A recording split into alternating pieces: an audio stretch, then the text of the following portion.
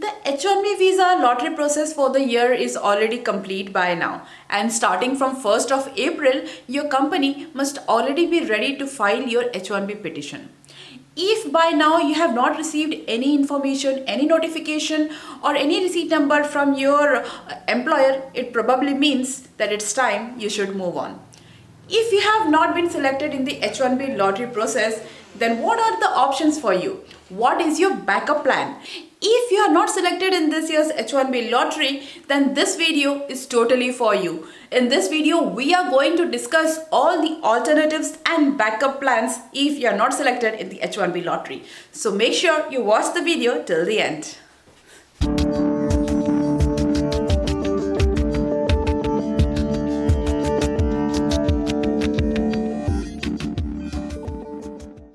Hello, Namaste, welcome to my channel.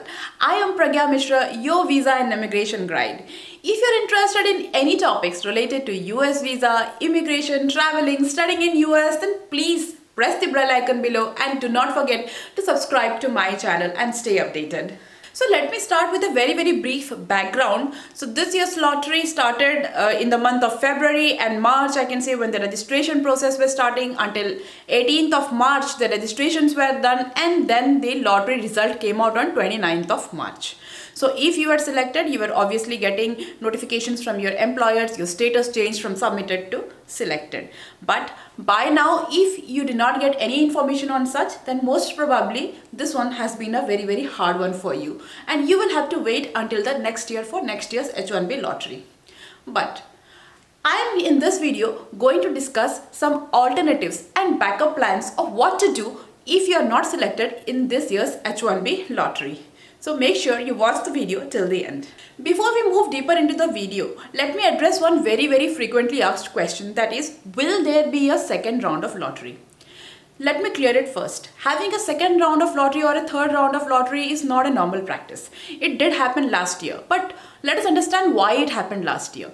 It happened last year because the cap of 85,000 was not completed in the first round of lottery. So they had a second round of lottery. And let me make it clear, even if when there is a second round of lottery, they do not do fresh registrations. It means you were already registered during the initial period in the February and March, and you were not selected. So now all those who are not selected are in a pool, and when the second or a third round of lottery happens, the names are selected from those pools. So there is no fresh registration again. It means the registration, whatever has already happened, those will be taken into consideration. But I will say, do not count upon this second or third round of lottery, because you never know. If you are lucky enough, good for you, you will get selected. But if you are not, so you will again be standing at this point 0. So it's time that you start deciding about the alternatives and a backup plan for if you are not selected in this lottery. So the first option that we will be discussing is cap exempt. As we all know, 85,000 is the quota for H1B. It includes the advanced degree, that is the master's degree cap. So 85,000 H1B is being allotted every year. But many of you do not know there is also a cap exempt category. There are certain categories of employers, usually the non-profit, university or higher education related, or those who are affiliated to these. I have made an entirely separate video regarding this cap exempt employers, so you can go and watch that. I have also put the link in the description box below. So as I was saying, if you are not selected in the lottery, you can also try for cap exempt employers. Yes, you heard me right. So these employers are entitled to file for H1B any time during the year. They do not come under the lottery system. They can file for H1B round the year, and if you can land yourself a job under this cap exempt category, then you're good to go. The second option is the L1 visa. The L1 visa is somewhat more stricter in comparison to the H1B visa, and this is applicable only if you are already in a managerial position. So I understand that the urge to have a H1B, it's very common in the IT industry, and many people are developers, coders, and in these ranks. But if you are already in a managerial rank, it means if you are already doing, if you are already promoted to a manager, or if you are already doing some managerial work, then this L1 visa is best suited for you. So instead of trying for H1B, or if you're not selected for H1B, you can definitely have a try at the L1 visa. If your company is having their branches or projects here in US, then you can ask them to sponsor a L1 visa for you, and you'll be good to go with that. The third option.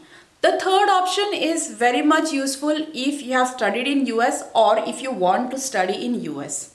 If you have already studied in US, then you can think about a second master's, or if you are yet to come to US, then you can think about a master's. But the catch here is that you have to choose such a university which will have day one CPT. So what is the CPT? What is OPT? I hope you have a brief knowledge about this. If you do not, then do mention in the comment section below, and I will make a detailed video comparing what is CPT and what is OPT. So briefly speaking, CPT is something which allows you to work along with your studies, and OPT is something which allows you to work after you have completed your masters. So as I was saying, if you are not selected in lottery, then you can come to US on a F1 visa, that is to study. And if you are having the option, that means you should have the option of day one CPT. It means you will be allowed to work full-time or part-time, whatever the policy is, you will allowed to work on that visa. So you will not be dependent on a H1B visa for some time, of course, because you will be having some time in your hands, you will be having a course in your hand to study, and also you will be having the chance to work in US. So the third option is getting a student visa and opting for day one CPT. So now let's discuss the fourth option. I can't stop myself from laughing when I talk about the fourth option. This is somewhat like round the way option, I can say, and if it really works if you are not married. So if you're a bachelor or something and you're looking for prospects and you want to come to US, then I would definitely suggest look for someone who is already having a H1B visa. Yes, you heard me right. This sounds very absurd, but yes, if you get to marry someone who is already having H1B visa, then this will open a door for you. It happens that you can enter US on H4 visa, that is a dependent visa. And if your spouse is already having approved I-140 or is eligible, I have made a video on that also, that how to apply for H4 EAD. I have put the link in the description box below, you can watch it out. So yes, if you enter US on H4 visa, then, and if you are eligible, you can apply for H4 EAD. So when you apply for H4 EAD, you get a chance to work in US. So this is another opportunity that you will not have to depend on H1B visa. Of course, you will be dependent on your spouse, the H1B holder, the primary applicant, but you can also work without H1B visa on H4 EAD. But the drawback of this system is that first thing, you have to find someone who is agreeing to marry you, of course, or who is on H1B visa. That's tough. And second thing, if all the things fall into places and this does happen, then you come on H4 visa, then there is obviously going to be some career gap because getting an EAD these days is not that easy. It's time taking. It's taking around 6 to 7 months. So this is going to be have some career gap. So you can think this way, but this is also an option. The fifth option is EB3 visa.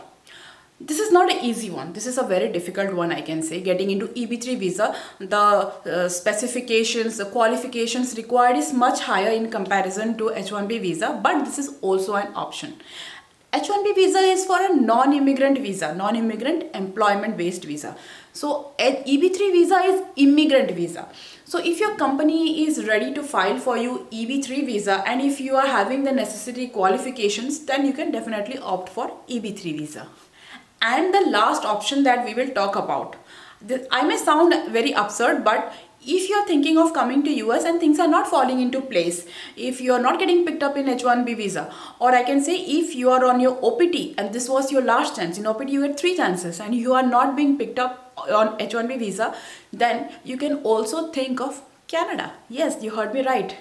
Canada PR is quite easier in comparison to US. You can get a PR from Canada, you can work in Canada, and this should work out well for you. If you want me to make a detailed video on Canada PR or work visa to PR, then do mention in the comment section below and I will make a detailed video regarding the same. But I hope these things work out for you. All these options are not applicable to everyone, so you have to see which one best suits you and work out accordingly. If you ask me, if you're in a managerial position, then L1 visa is the best for you. This is the best possible option. Or else you have to wait for the next year's lottery, and also of course wait to get lucky enough to be picked out in the next year's lottery. Try getting cap exempt employers, because that also works out the best. If your job profile suits any cap exempt employers, then you'll be good to go with that. They can file your H1B anytime around the year, and you will be good to come to US. I hope you found this video helpful. Do not forget to subscribe to the channel, hit the like button and share this video with others so that it will be helpful for them too. Please subscribe to the channel and stay updated. Till then, stay safe, stay healthy. Thank you.